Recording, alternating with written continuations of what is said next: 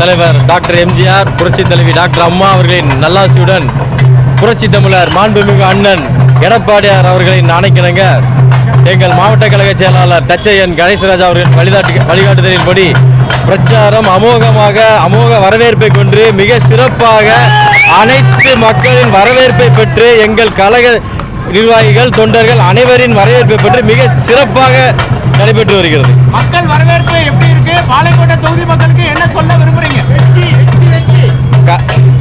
கடந்த 35 ஆண்டுகளாக இந்த பாளையங்கோட்டை சட்டமன்ற உறுப்பினர் இதுவரைக்கும் மக்களுக்கு எதுவும் செய்யவில்லை.